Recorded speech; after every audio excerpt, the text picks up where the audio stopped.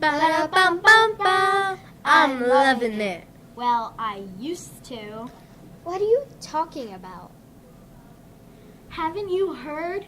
McDonald's is revamping their Happy Meal menu again. And I'm not so sure I'm loving the changes. What kind of changes are they planning to implement and when? Well, they plan to take the cheeseburger off the menu, hoping people will order it less often. It will still be a choice, but only chicken nuggets will be listed on the menu. Why would they take it off the menu if they still plan to serve it? That's a great question. I don't know if you're too young to remember this, but years ago, soda used to be a drink option when you ordered a Happy Meal. Now it's 100% juice, milk, or chocolate milk. They still have soda and you can still order it with a Happy Meal, but taking it off the menu makes people order it less. McDonald's is trying to help its customers make healthier choices. That's interesting. I bet my parents will like these changes. What else can we expect from this fast food chain that used to be known for fast, delicious, not necessarily the most healthiest food, and Ronald McDonald, of course? Well, I don't know how to break this to you, but because I know you wrote your persuasive essay earlier this year in favor of keeping chocolate milk on our school lunch menu. But they say they are removing chocolate milk from the menu too until they find one with less sugar. What? I wonder how this compares to True Moo. Let's challenge our viewers. If you can tell us which chocolate milk has more sugar, True Moo or McDonald's, and by how much, you will be entered into a drawing to win a free McDonald's gift card. Email your answers to scnn@lowertwpschools.com, and the winner will be announced on the next SCNN. Well, change is always hard, but it sounds like McDonald's is moving in a healthier direction, and there's no denying that it is a good thing for everyone who needs a meal from a popular fast food restaurant in Cape May County. Signing off!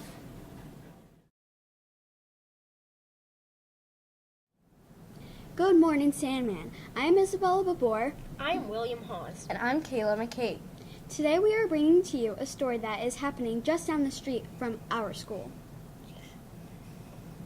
That's right.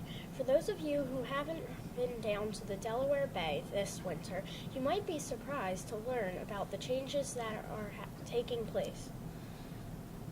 It's true.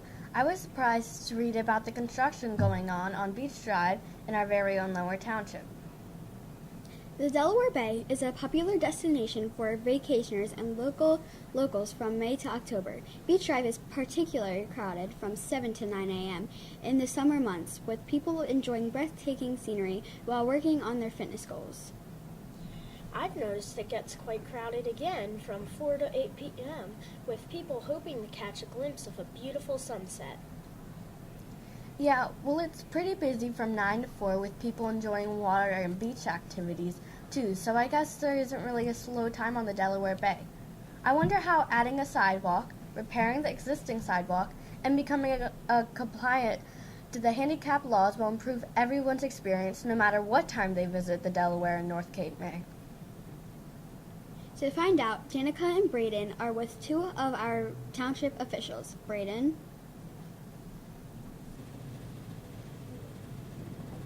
Hi, I am Braden Mello, and I am here today with SCNN's Danica Sturgeon and our Township Manager, Mr. Jim Ridgway, and Councilman Dave Perry. Mr. Ridgway, can you tell our students of Sandman Consolidated School a little bit about your position as Township Manager and how you became Township Manager?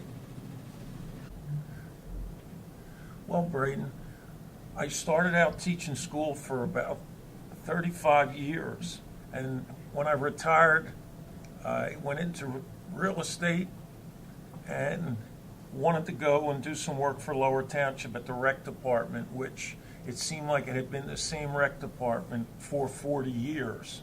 So I was able to get a job there, and we started a lot of new programs at the rec department, introduced a concert series down at the ferry, and that program is running very well now, but an opportunity came up, and I was offered a position as township manager over 3 years ago, which I accepted, and I'm currently working as the township manager. It's a great job. It's very challenging, and there's a lot of positive things that are going on in Lower Township.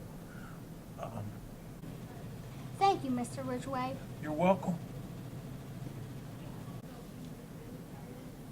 Mr. Perry, can you tell us about your position as councilman and how you became councilman? Danica, that's a very good question.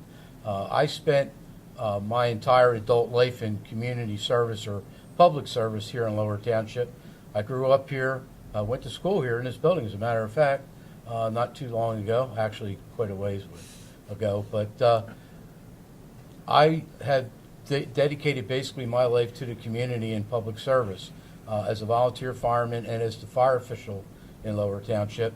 When I retired, or was getting ready to retire from my full-time job, I wanted to do more for the township. I wanted to represent the people in the area, in my area, so we can enhance and improve our community.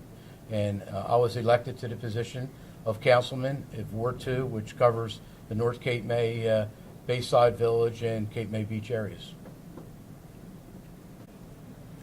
Wow, you both have very important jobs within our community. Thank you so much for joining us here today. We have been reading about the construction on Beach Drive and have a few questions we'd like to ask you as we try to understand its impact on our community. Let us begin with how you established that there was a need for the repair of the current sidewalks as well as the additional sidewalks. Several things we could discuss today about this, but I would tell you it was a very arduous task to get this permit.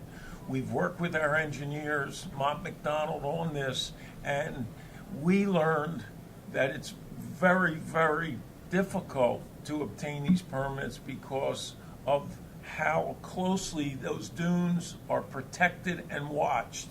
And we learned a lot when we received our permit for beach accesses, which they ended up being incredible, and the majority of the residents are raving about what happened there.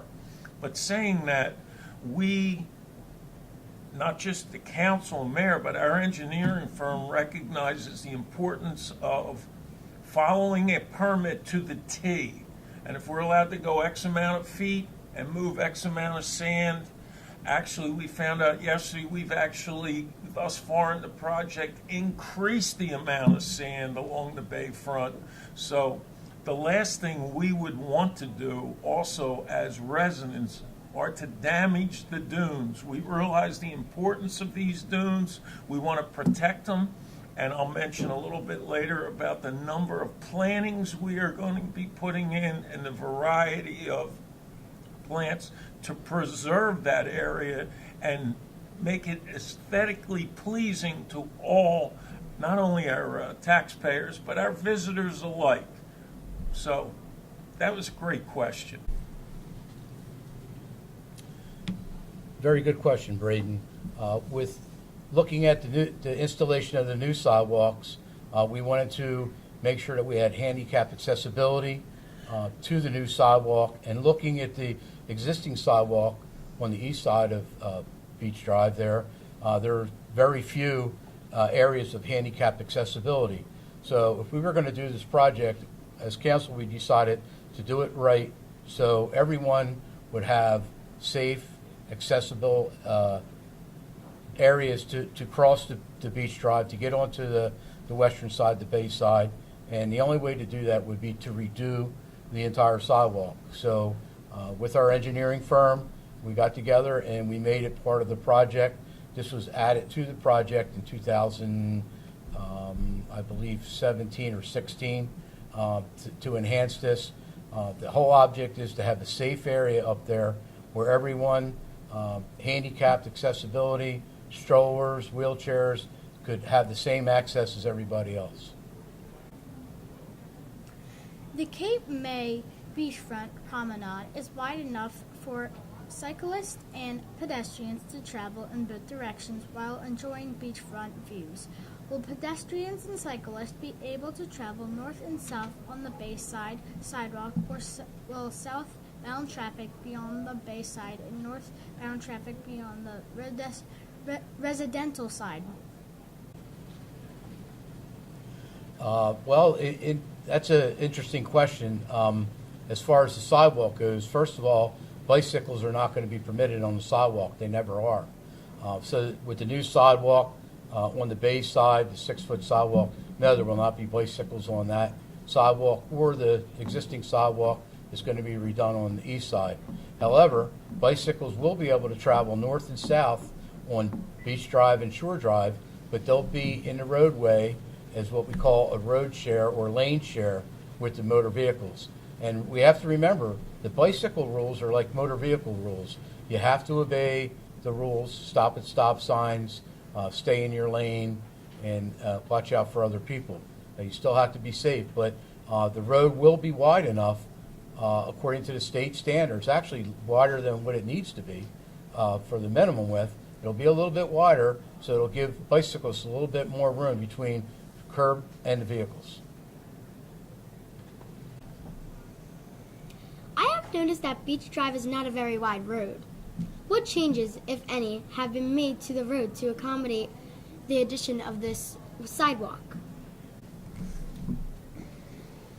The road is wider, or it seems wider. It'll be 24 feet wide in the North Cape May area and 22 feet wide in the Town Bank area is what the standard calls for. This roadway will be 24 feet wide from Town Bank to all the way through North Cape May. And how do we get the road wider? Well, in a lot of areas, or the majority of the areas, it was actually very simple. A lot of the sand dune was actually in the roadway. And when the contractors went up to take the sand off the roadway, there was a road bed or a paved road underneath the sand. We did, in some areas, have to move the dune back a couple feet in order to get the width for the sidewalk, but to open that roadway up, the majority of that roadway, especially towards the ferry where a lot of the dunes are really big, those sand dunes were actually in the roadway. So with taking the sand off the roadway, it automatically widened the road. We know that you have been working with the State Department of Environmental Protection to make sure that we are protecting our dunes that ultimately protect residents in our community. Can you tell us about the process that was taken to protect the dunes? That's a very great question about the New Jersey Department of Environmental Protection. What a lot of people really don't know is that you really can't do any work, maintenance work, or anything to touch the dunes, get on the dunes whatsoever in the state of New Jersey without proper permits from New Jersey DEP. And that's what they're doing. They're protecting our environment to make sure that it stays the way it is or it gets enhanced and improved. And one thing that council, we all agreed upon is that this project would not go further or not go at all if we were not following the rules to the T and getting the proper permits to ensure to our residents and to the state that that the dunes would not be damaged in any way, and if we could, enhance the dunes for further protection. And that's what we have done. As Mr. Ridgway had stated, sand has already been added to areas of the beachfront. There will be more sand added to the beachfront during this project, and our whole goal is to have a safe area for everyone to enjoy, but also a very safe environment to protect us from coastal storms and things of that nature. Thank you both very much for taking the time out of your busy schedules to be here with us today.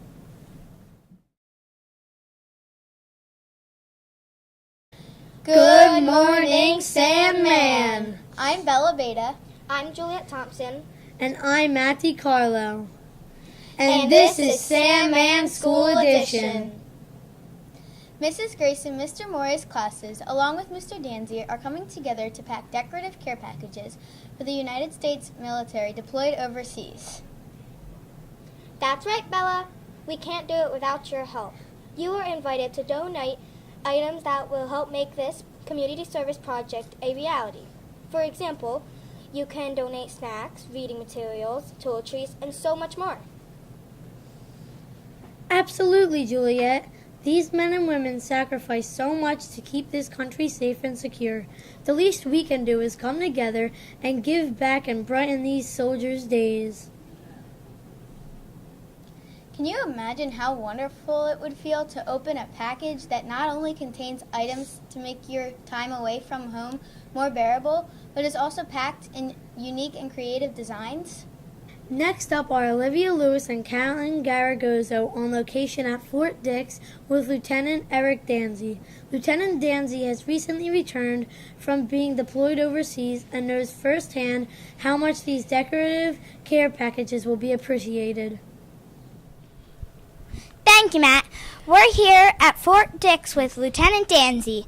Lieutenant Danzy, what branch of the military do you serve? I served in the Army Reserves.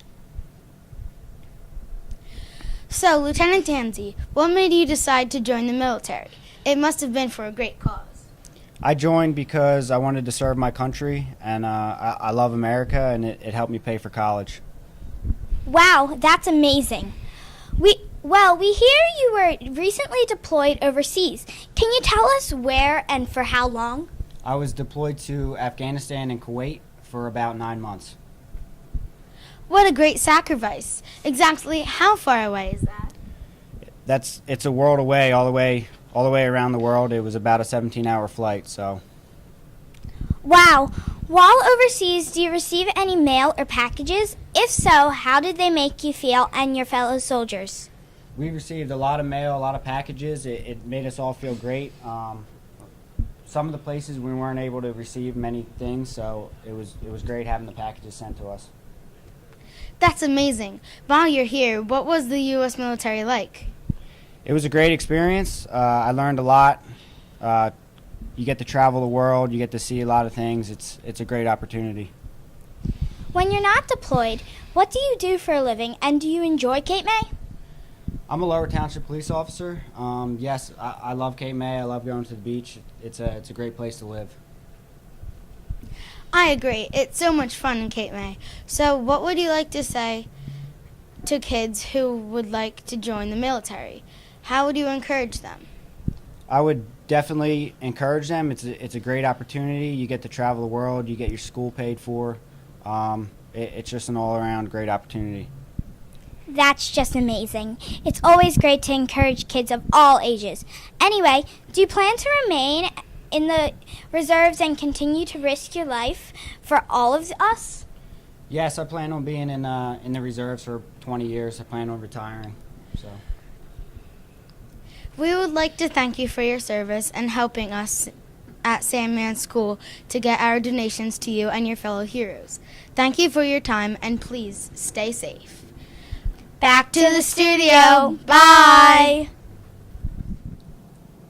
Great interview, guys. Don't forget to send in those donations. Each classroom will have a box with donated items that will be accepted throughout the entire month of March.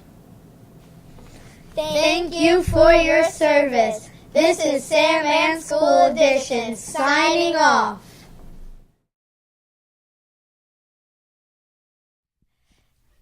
How long have you been a fifth grade teacher? I've been teaching for 18 years, 5 of which have been in 5th grade. What's your favorite thing to do after school? After school, I love to spend time with my family and friends, and my son recently just got 2 dogs, so I spend a lot of time with the grand puppies. Did you play any sports in college, and what college did you go to or high school? Okay, I went to Secaucus High School, and I was the point guard for the girls' basketball team, and I went to Fairleigh Dickinson University, and I was a cheerleader there. That's awesome. You're a great teacher. Oh, thank you, Belle.